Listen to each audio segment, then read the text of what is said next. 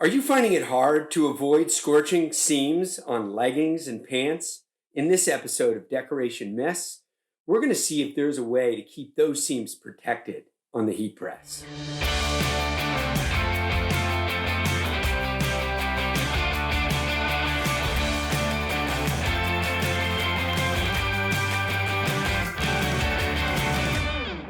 Welcome, everybody, to another episode of Decoration Mess. I'm Stephen Bear from S&S Activewear, and I'm joined by Josh Ellsworth here at STAHLS.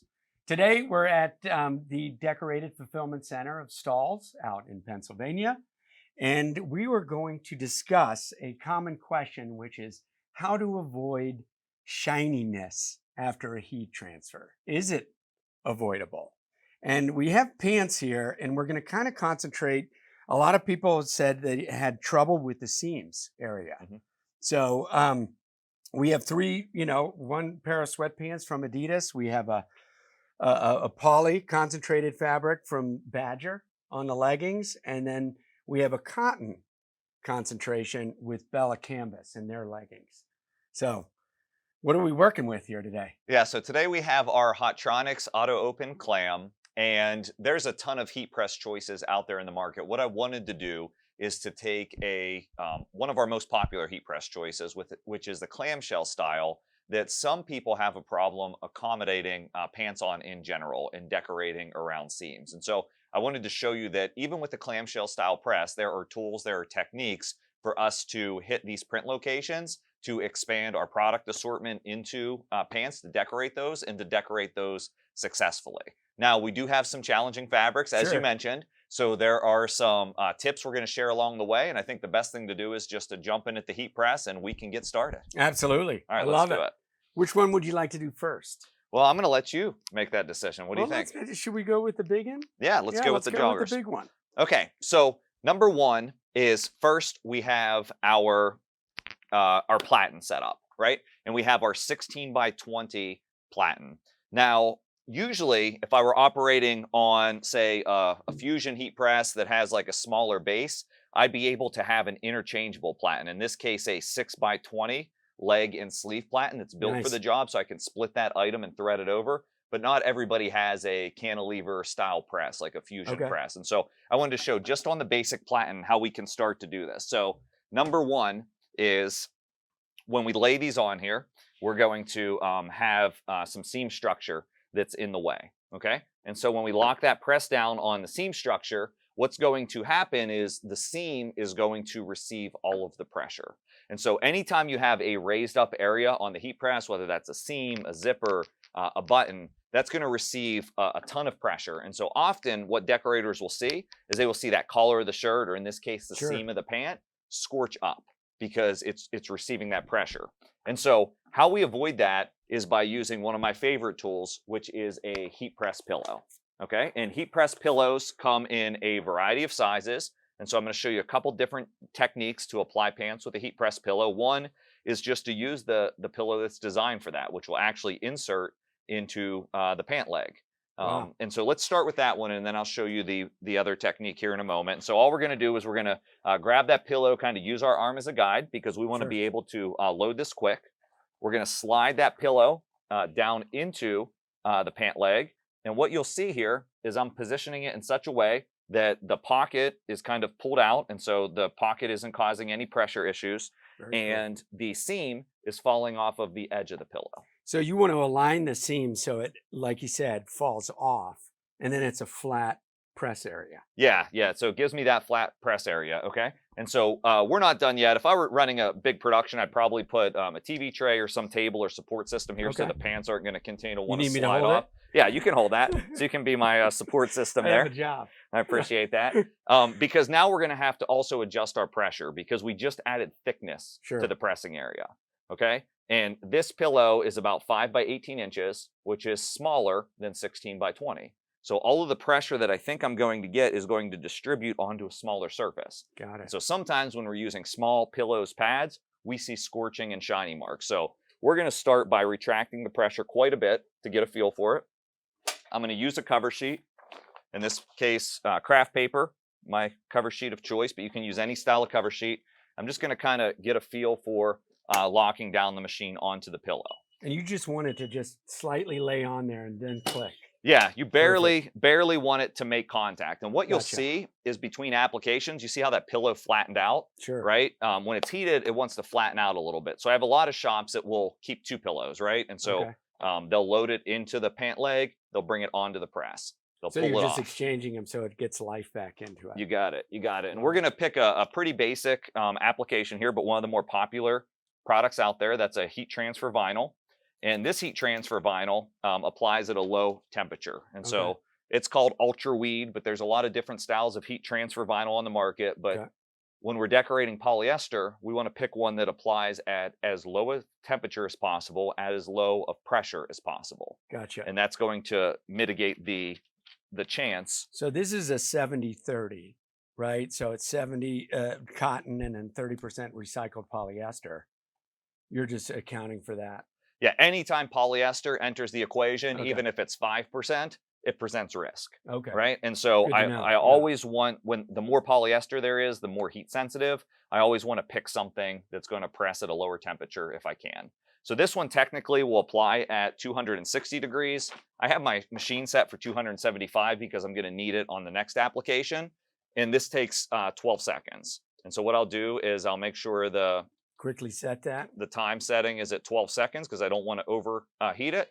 And then I'll lock the machine down into place. You can see there's a very light pressure. So I'm operating at a 2 pressure, just enough to make good contact here without completely flattening the pillow and getting to the seam. Wow. Automatic. Machine automatically opens. I grab the corner of the material. I release the backing while it's hot. So this is a hot peel as well. Yeah, hot peel. We're decorating, and again, I'm sliding the whole thing off, and we're exchanging the next one on if I'm running production. But well, these are very popular joggers from Adidas, the A436. It's part of a series that has a hoodie and a crew. But I love how, it just matches up with the Badge of Sport logo from Adidas straight down. Yeah, and if you look closely, and I want to point this out, the seam is unharmed, and that was our goal here, to get the seam off of it.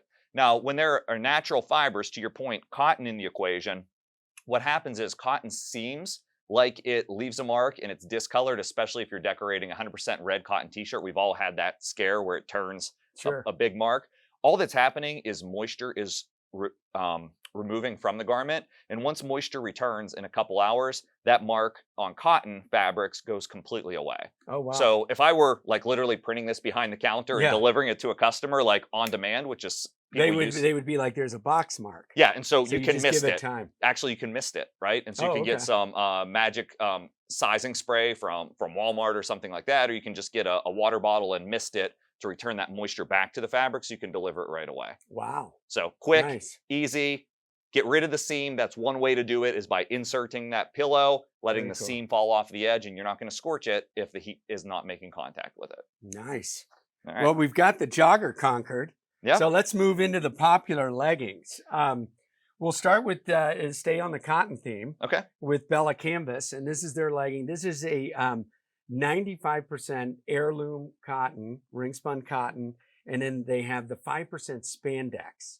So what does spandex now bring into the equation? Yeah, so spandex is a synthetic fiber. So we want to treat it like polyester when it comes to scorching. But of course, spandex has a lot of stretch. And so if somebody puts these on, they're going to be form-fitting. You want to make sure whatever heat transfer you pick has some stretch to it, but also some recovery. And so now I'm looking for a heat transfer that will apply at a low temperature, that'll stretch, that'll recover, and get the job done. And I know that we went pretty creative on the placement here because it's popular. We're going to actually get down into this bottom ankle area of the pant and do like a tattoo-like design. Oh, nice. And so sometimes this doesn't have the side seam, so we're not having that issue, but we are going to deal with the seam down by the ankle that's going to cause issues. And so let me show you a technique to do that. Now for this one, I'm going to lay on my full-size heat press pillow, which is just a little bit larger than the full 16 by 20 print area. And the reason I want to do this is because I like speed in production. And so on this pant, I'm going to use the low density surface of the pillow so Okay. that the seam sinks down in and kind of evens out, right? If I Nice. were just to lay this on my standard platen, you could probably get by and press it. But if you were particularly like I am, you would see that this would scorch up and you would have issues. Sure, because you have that stitching that shows right there, and that's the first thing that's going to grab. But with the pillow, Yeah. you're pressing it in there. Yeah, and if I'm running production, again, I'm going to put a table along the side to support this, and I'm going to probably press at least 3 of these at once. Oh wow! Right? Yeah. And so because the placement is really easy. So I'm just laying the whole leg of the pant onto the pressing surface. I am going to always use a cover sheet as long as my transfer doesn't specifically say do not use a cover sheet. I'm going to do my preheat, especially because there's cotton here. I want to get the moisture out. And then I'm going to take my design, and we're going to enter in a new type of technology here called direct-to-film. Nice. This is the particular product is called Ultra Color Max, and I love this product because again, it applies at a low temp. Sure. And I bring in it's a water-based ink for this particular transfer style, so I'm bringing in that stretch and recovery and that feel that I want. Nice. And then we've had a ton of questions when it comes to direct to film. It looks so awesome, right? It has no limitations, many colors as you want.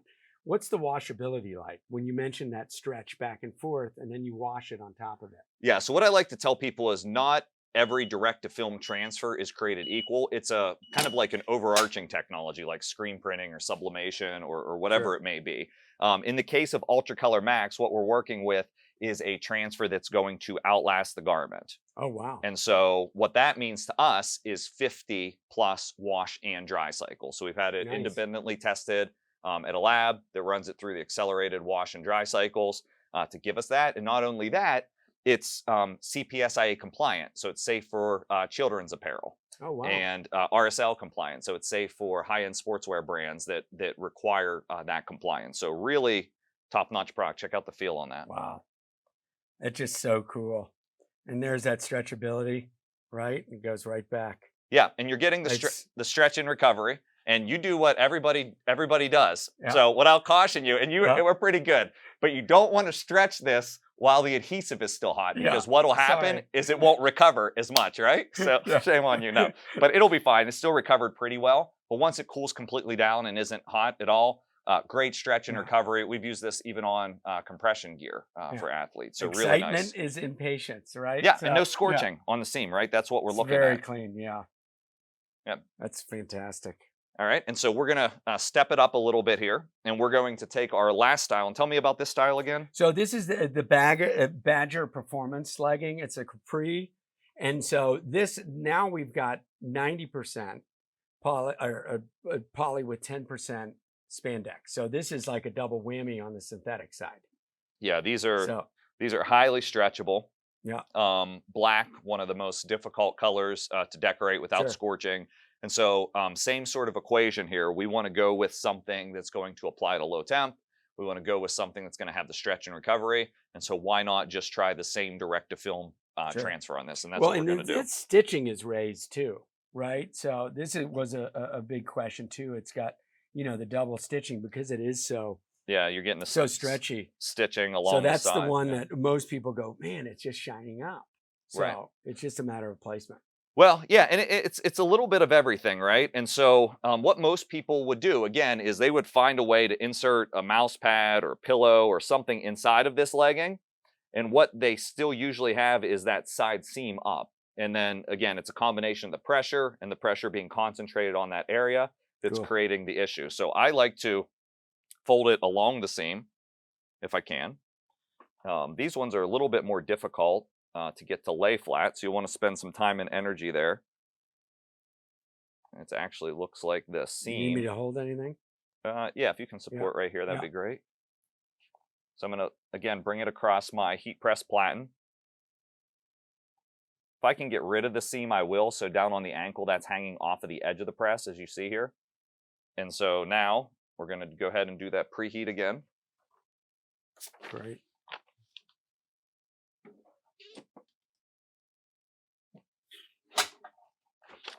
Quick and easy. Quick and easy. And now we're taking a little bit longer print. We want to make sure it's going to fit and still get pressure. So I'm just going to rotate these slightly so I can get them corner to corner here to get the full pressing area. So I noticed right here, so this transfer paper is running right up. So when you receive these transfers, you can trim that up to make it even closer if you want. Yeah, you Yeah. can. Yeah, and honestly, the transfer edge can go right over the edge here if you wanted it. But what I will caution people on is sometimes these seams are so thick. This style isn't bad. It's a pretty flat Sure. stitching and seam. But Yeah. sometimes those are so thick you don't want to go like within 1/8 of an inch of it because you're going to have a little bit of a dropout in pressure. And so when people are seeing durability issues on transfers, often it's because they didn't get accurate pressure. I don't want to say Gotcha. enough pressure because then people think they need to lay on the machine and Yeah. get too much, but it's because you've placed your logo too close to a seam, or you've just pressed it on the standard pad, not on the pillow where the seam will sink in and kind of even out that edge. So lots of opportunity here.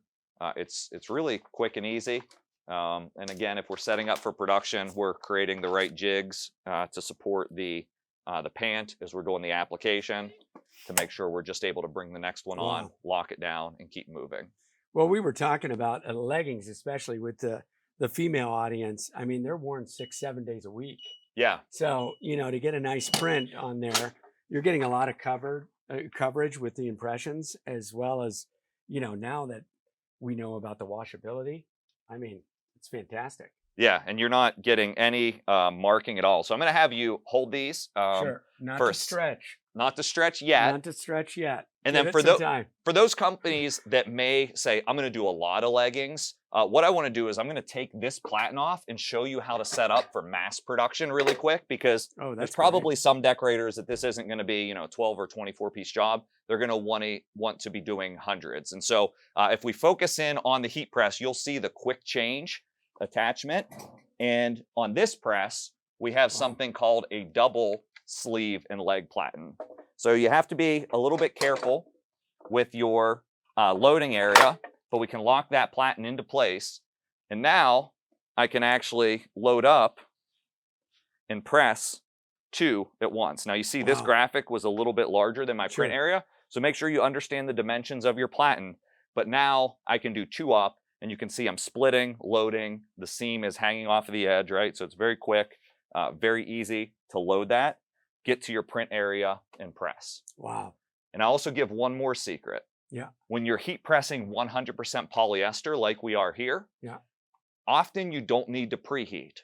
Preheat is most advantageous for cotton when there's moisture in the garment. So we're really preheating to get rid of the moisture. Poly doesn't hold moisture in the same way. And so what a lot of people will do, a lot of big shops, is they'll pre-stage their garments. They'll tape that logo into place. That way, when the heat press operator gets it, they're simply loading and pressing and moving through production. And you're just moving through it. Yeah, so what do you think of, let me grab all of our completed results here. I mean, these are it just looks super cool. As usual. I mean, all these products will be listed below. But again, this is just super success. And I love that we focused on pants because, a lot of people, we carry these at S&S, and a lot of people always look at tops. Start looking at the pants as well. So, yeah, and one thing I love to tell decorators about that is one thing you want to do is you want to increase your average order value. One of the best ways to increase your average order value is to increase the product assortment that you're selling into one customer. So merchandising that, nice athletic hoodie that you're doing for the team with these Adidas joggers, and you're going to grow the value, and the customer ultimately is going to accomplish their goal of showing out their brand in a better way. I mean, fantastic. So I love it. We can get rid of the shiny marks. You can grow your sales. It's all possible here on Decoration Myths. I love it. Thank you, Josh. Yeah. Thanks.